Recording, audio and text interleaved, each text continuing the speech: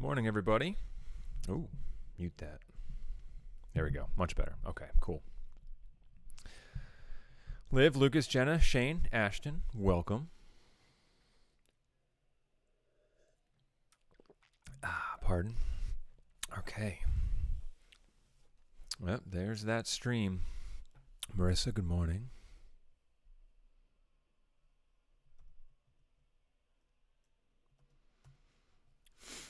Tristan's here. Hello, good morning. Welcome, welcome. Welcome one and all. Give a few minutes for folks to show up. Just if you're watching, listening.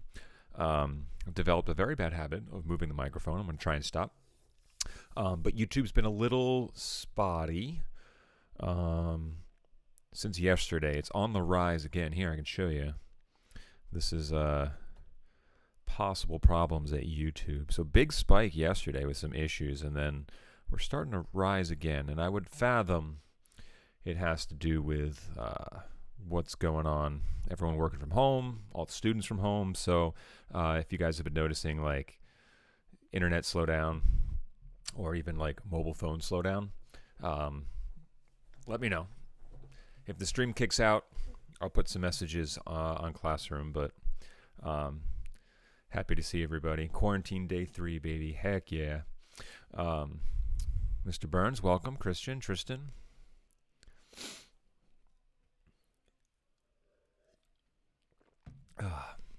Day 3, but this feels like we've been doing this forever, right? Like maybe it's just me. It just seems like this has been the longest week, and it's only going to get crazier. Also, it kind of makes it hard to look forward to the weekend when, like, I've been home for 3 days. So I hope you guys are doing your best to, like, get out of the house as much as possible, but, like, within a realistic time frame or a circumstance. Like, if you've got a yard, go run around, like, shoot hoops, get outside, ride a bike.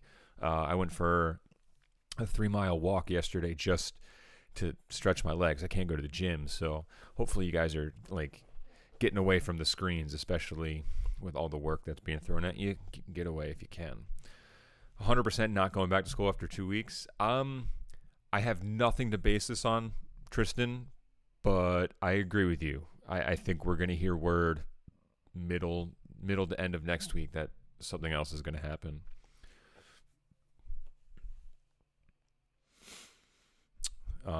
My dad lives in upstate New York. He said there are some schools that are closed through April.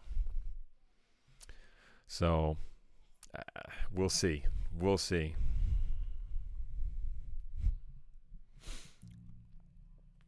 It's a little nutso. So this is like so annoying you can't go anywhere. It is. It's very annoying you can't go anywhere. I agree. But I look at it as it's a small sacrifice in the grand scheme of things. I saw a tweet yesterday that I forget, some celebrity put it out there, I don't remember, but it was basically, it said, and I'm paraphrasing, your grandparents or great-grandparents fought in World War II.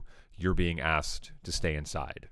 Comparatively, there could be a lot worse things going on. So, not super bad, but definitely getting caught up on some Netflix shows. Seniors are very depressed right now. Yeah, I would imagine so. I mean, like, I got the alert on my computer today that our play was tomorrow. Not happening. Who knows what's going to happen with prom and the senior trip? I mean, yeah, there's a lot of realistic possibility that those things aren't going to happen. We'll see. Again, I'm not the word on anything, but, once stuff starts to trickle in, you can find it here on my YouTube channel.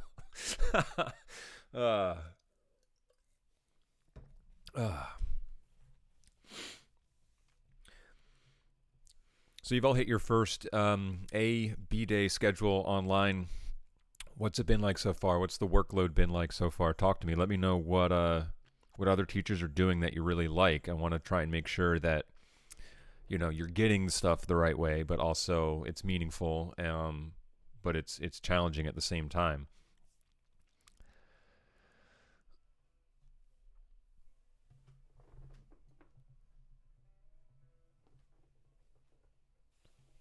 Haley's here. Welcome, Haley.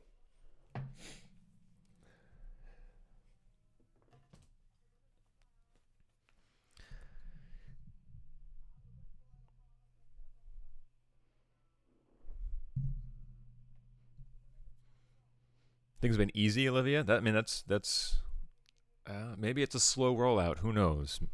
Mine hasn't been that bad. Okay.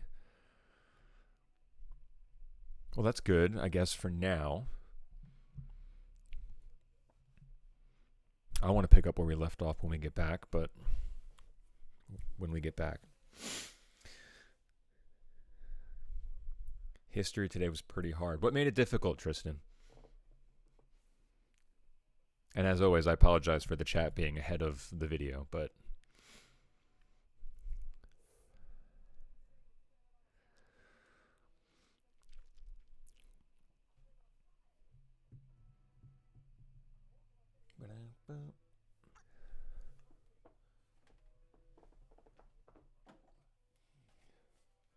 oh, I can't get it up.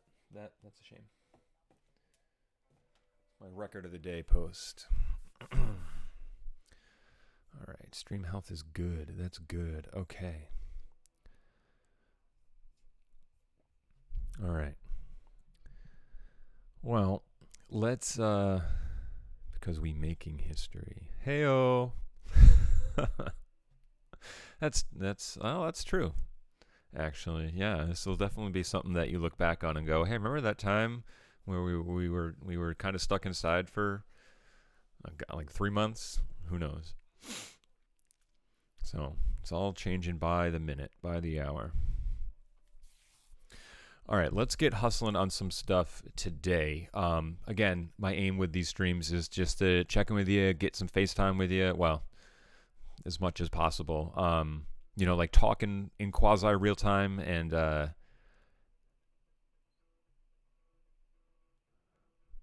you hate reading. Fair enough. Okay. I actually read a lot yesterday for fun because I'm trying to detox from screens as much as possible. So pleasure reading is very different than school reading, I'm sure. Well, I got some more stuff to watch today with you. Well, for you. I can't watch it with you. I would love to. I toyed with that, but YouTube won't let me. So I'll pause for a second after this question because I'm curious. What did you guys think of the episode of Sports Night that I left for you? Did you think that it held up? Did you think that it was a good watch? Did you think it was tough to watch? Was it confusing? Did you like it? I'm kind of curious your thoughts there.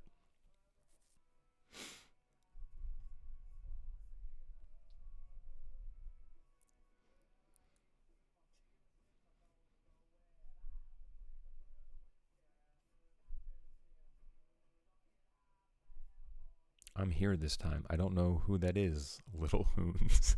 I'm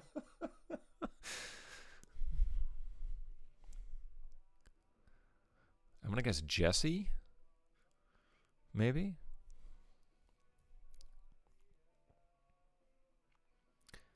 Like the video, pretty boring. Okay. I thought it was going to be boring, but I like it was kind of interesting. Okay, cool. Other thoughts?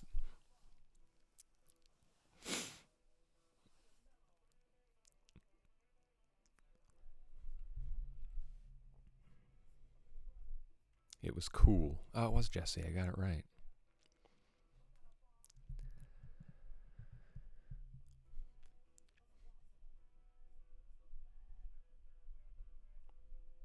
Oh, Tristan, great. Thank you. Cool.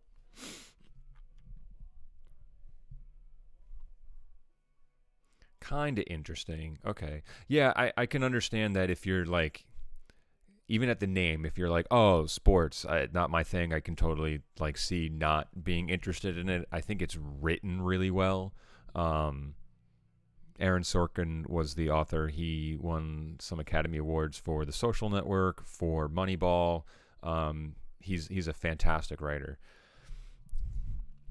But the basis of that story was actually grounded in real life events that took place. So the fictional character Christian Patrick is actually based off of a real life football player named Christian Peter. Christian Peter, Danny, welcome. Christian Peter was I think he went to Nebraska. I forget the college. But he had some of that troubled history that Christian Patrick in the episode did. Of course, you can use the bathroom, Jesse. just grab the pass and make sure you sign in with the teacher on hall duty.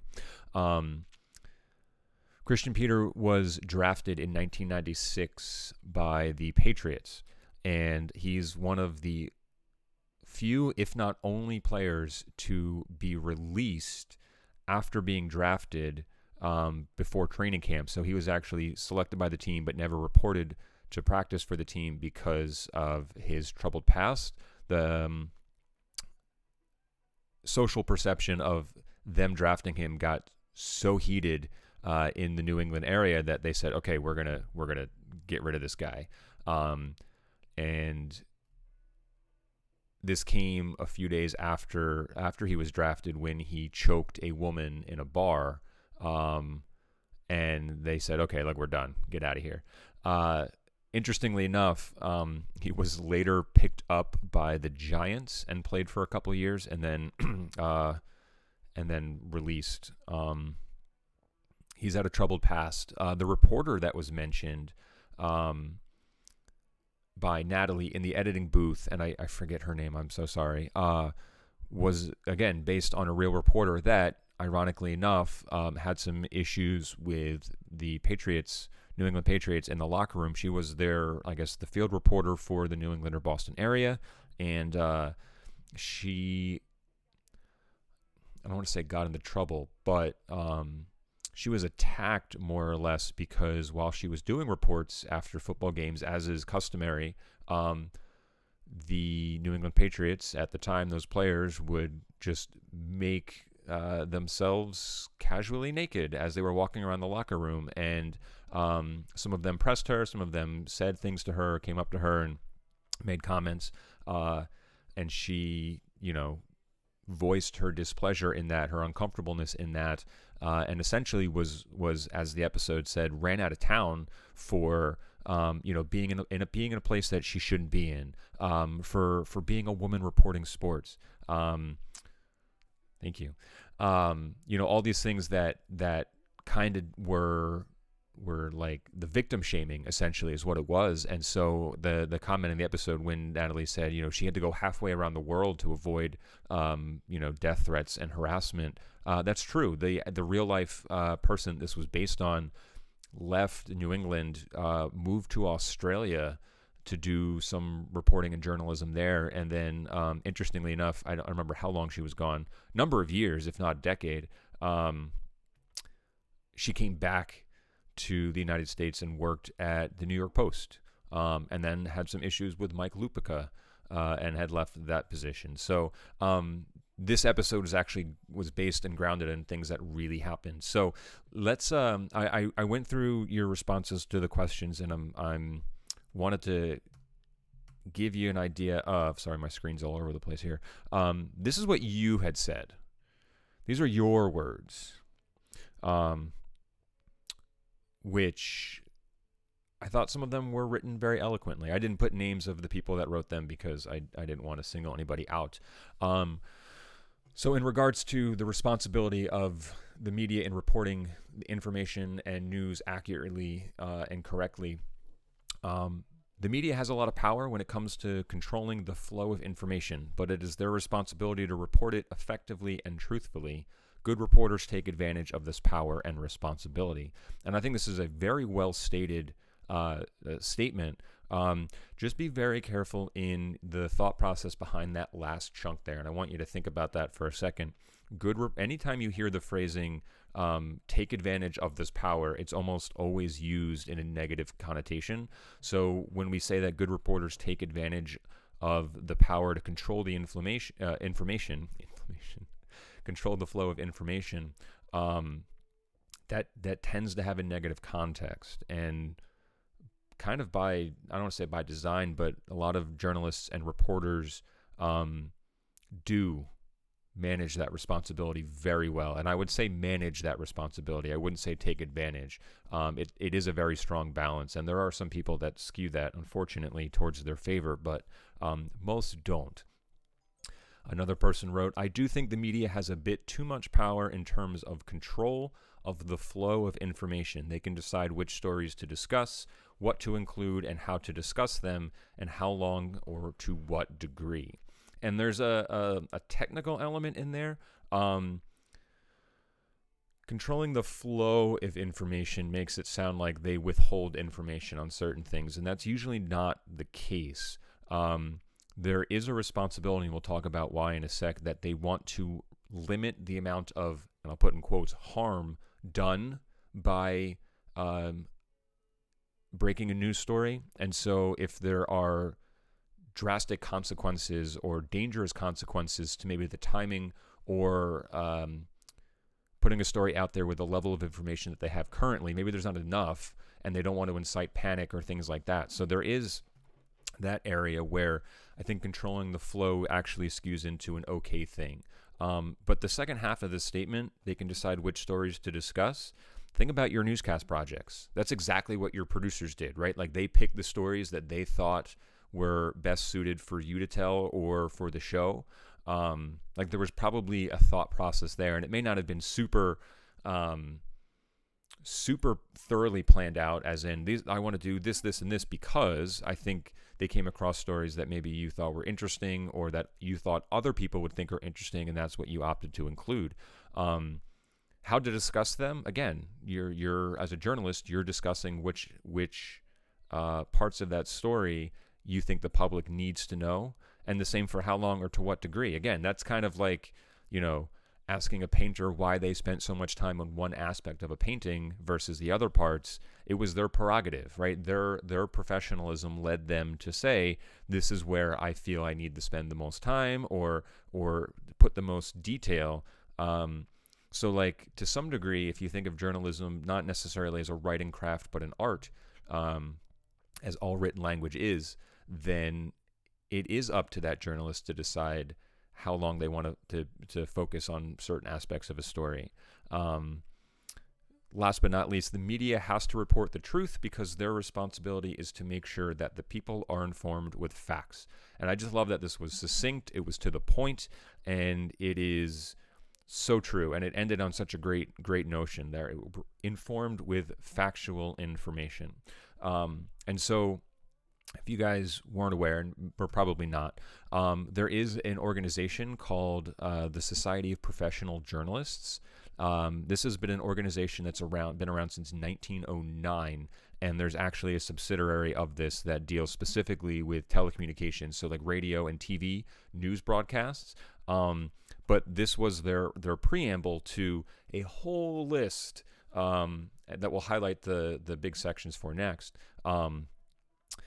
Members of the Society of Professional Journalists believe that public enlightenment is the forerunner of justice and the foundation democracy. Ethical journalism strives to ensure the free exchange of information that is accurate, fair, and thorough. An ethical journalist acts with integrity. And I underlined public enlightenment. I think it's important to know that news is information that, again, as we said at the beginning of the unit, that the public wants or needs to know. And people need to make a decision on what that information is that people want or need to know, sometimes without the people knowing that they want or need it. And so public enlightenment becomes an interesting phrasing because it has to do more with not giving information that people didn't know, but enlightenment means, to paraphrase, to make better, right? You may hear information that you don't agree with, that you don't like, or upsets you, but if it changes you in a way to make you a better person or a more informed person, then it's done its job. And I think that's a really important fact to reference here. Now the rest of their creed, if you will, their code of ethics rests on 4 pillars. All right, seek truth and report it, minimize harm, as I kind of mentioned before, act independently. Most journalists, while they may work for a company or a news organization, the responsibility and burden of what they're reporting on with the accuracy and the truth and the representation falls on them individually. So they do kind of, they're their own boss to some degree, but there's a lot of responsibility there. And then finally, be accountable and be transparent.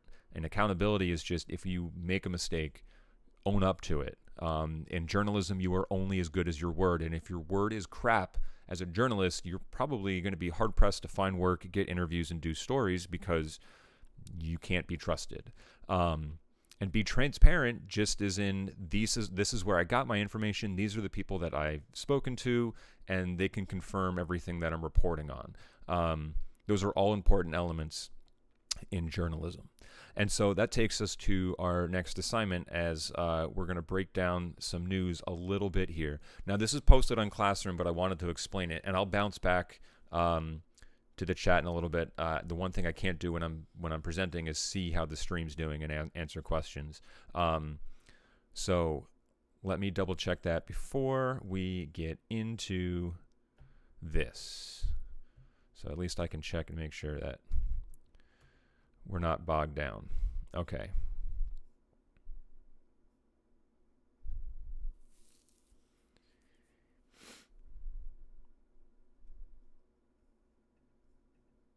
All right, so it looks like the stream froze, which is awesome.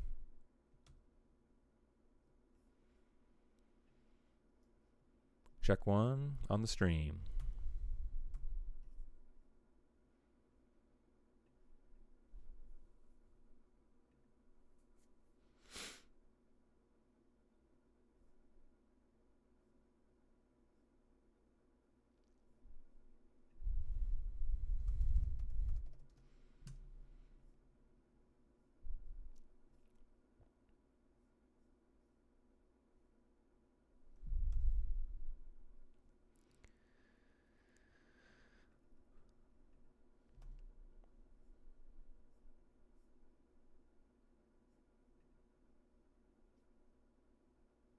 Jesus, that's bad. Yep, it's getting up there. Okay.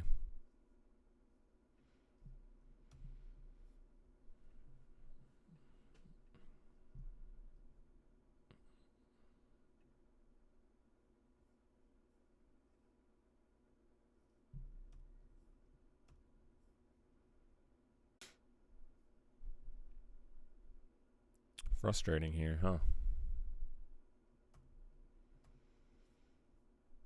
Good connection. Yep. Well. Yeah. It's back in theory.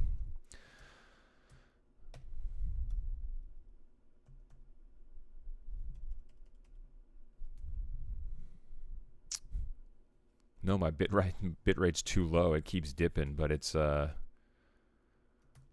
set to cap at 3,500. And right now it's at 29. Now it's at 30. 31.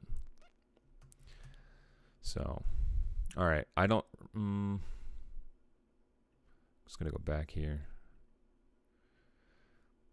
Awesome. Okay. Well, I'm going to continue the rest of this, and that way at least it's archived. I'm kind of bummed I don't have a reference monitor. Well, maybe that's something I can invest in. Just because when I'm going over stuff, I can't see stuff. So I'm going to take it back. And I'm going to move quicker now. I'm going to give you the recap version, so I apologize. Thank you for sticking with. If you're still here, I'll put some comments in the Google Classroom. Geez, drawing a blank here. You should set it according to your internet speed. Oh, no, it is. But my internet speed has been fluctuating so much because of just everyone, the networks. ISPs are getting crushed right now. Okay, so stream is healthy. All right, let's move quickly through the rest of this. So I know it froze when I was going over your comments. Let's just move through this quickly. All right, I apologize for the quick recap, or the quick version that you're going to get. All right, so... and I'll just, before I move to the next slide, I'll double check. All right. Whether you're aware of it or not, journalists have a code of ethics that they adhere to. All right. And in fact, there's this society. All right, Society of Professional Journalists, that's been around since 1909, and there's a subsect of that that deals exclusively with telecommunications, meaning radio and television news broadcasts. But their preamble to their code of ethics is that members of the Society of Professional Journalists believe that public enlightenment is the forerunner of justice and the foundation of democracy. Ethical journalism strives to ensure the free exchange of information that is accurate, fair, and thorough. An ethical journalist acts with integrity. And public enlightenment is a section that I underlined because I believe that enlightenment is the betterment of people. And with news and information, that's the betterment of yourself being, whether you believe that information to be true, and if it's being reported, it is, whether you agree with it or disagree with it, or it makes you angry, if it betters you in some way, or makes you more informed as a human being in our society, then it's done its job. And so I think that's a really important section of that. Just going to pause for a sec to now double check the stream 1,000 times. Okay, we should be good. So the rest of their code of ethics, all right, it falls under 4 pillars, and I won't break down each pillar individually, although I did put their the link or the PDF up, which I think is worth a scan. Seek truth and report it. Minimize harm. Act independently. Be accountable and transparent. If you're seeking truth, if you find it, you have to report it. I mean, you can't hide that fact, right? And I think in the episode that I had you guys watch, the character Dana, the producer, made a really astute comment when she was fighting with the anchors of the news show, saying that, news is news. She can't choose to not to report it because it happened to them.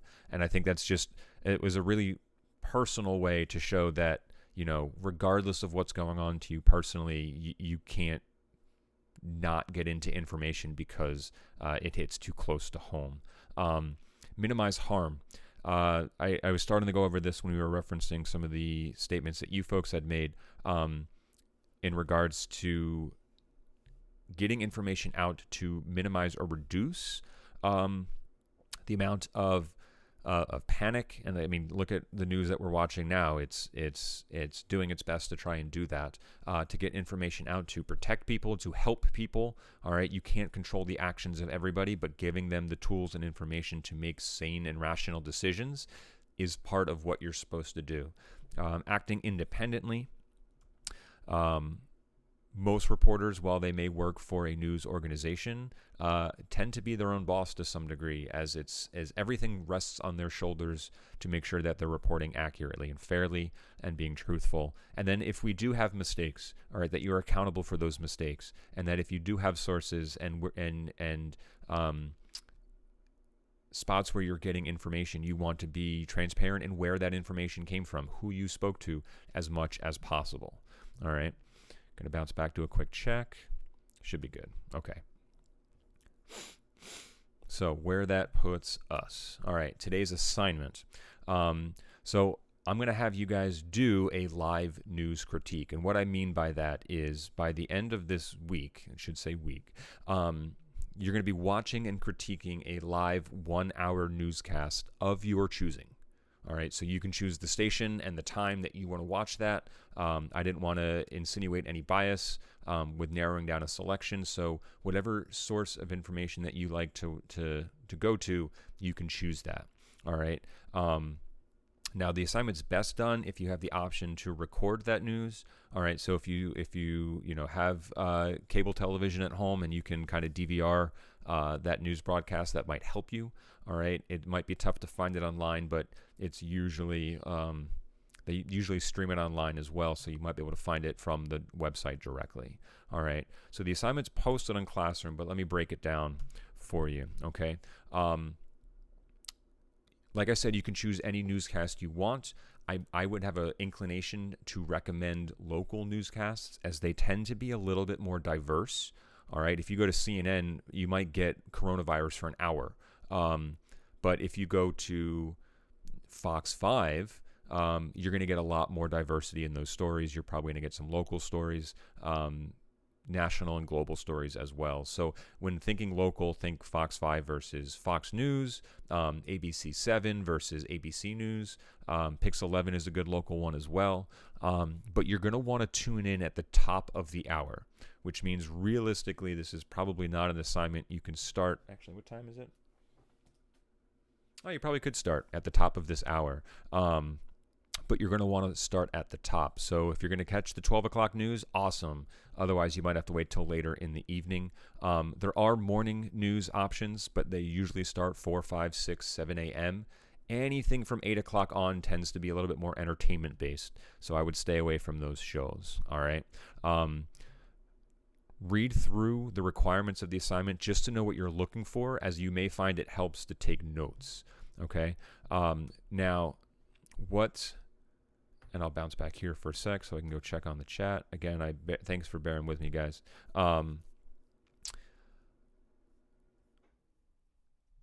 It's over here. Cool.